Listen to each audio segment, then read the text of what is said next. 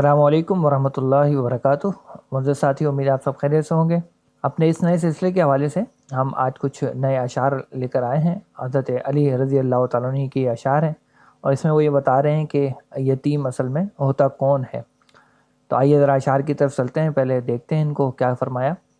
کہتے ہیں کہ لیس البلیۃ فی ایامنا عجبا بل السلامۃ فیہا عجب العجب، لیس الجمال باسواب تزیننا ان الجمال جمال العقل والادب، لیس الیتیم الذی قد مات والدہ ان الیتیم یتیم العلم والادب۔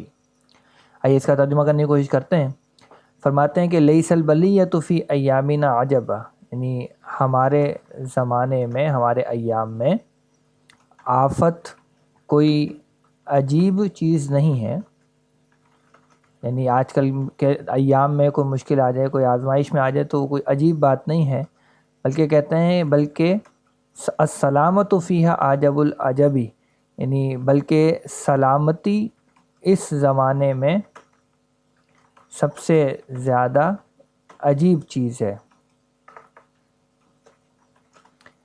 لیس الجمال باسواب تزیننا، کہتے ہیں کہ خوبصورتی ان کپڑوں سے نہیں ہوتی جو ہمیں مزین کرتے ہیں، بلکہ کیا ہے جمال؟ یقیناً خوبصورتی یا جمال عقل اور ادب کی خوبصورتی ہے، یعنی جس کے پاس یہ ہے وہی اصل خوبصورت ہے۔ اور یہاں عقل سے مراد ہم علم لے لیں اور ادب سے مراد اخلاق لے لیں تو بات واضح ہو جاتی ہے۔ پھر آخری شعر میں فرماتے ہیں کہ لیس الیتیم الذی قد مات والدہ، یتیم وہ نہیں ہے جس کے والد کا انتقال ہو جائے۔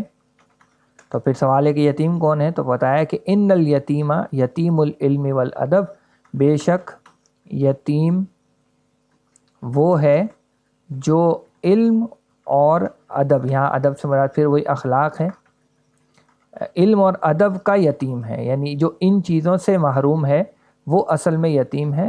والد کسی کے چلے جائیں تو ٹھیک ہے، دنیاوی اعتبار سے وہ یتیم ہے، لیکن علمی اعتبار سے یتیم کون ہے؟ جو علم اور ادب اور اخلاق سے عاری انسان ہو۔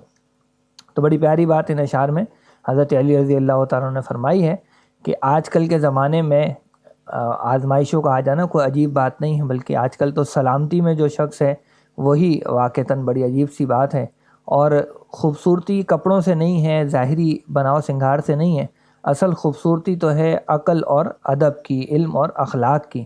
اور پھر کہا کہ یتیم وہ نہیں ہے جس کے والد کا انتقال ہو جائے، یتیم تو اصل میں وہ ہے جو علم اور اخلاق سے عاری ہے۔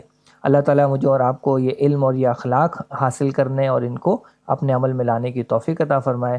جزاکم اللہ خیر۔ السلام علیکم ورحمۃ اللہ وبرکاتہ۔